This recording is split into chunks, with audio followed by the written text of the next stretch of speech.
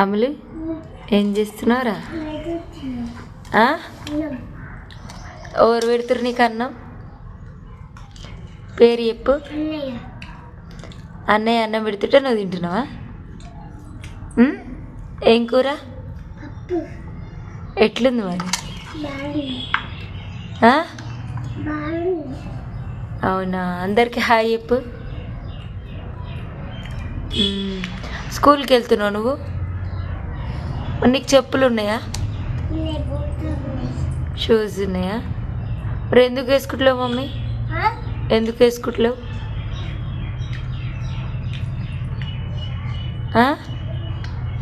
వాళ్ళ అన్న అడుగుతుంది అన్నయ్యని. అమ్మో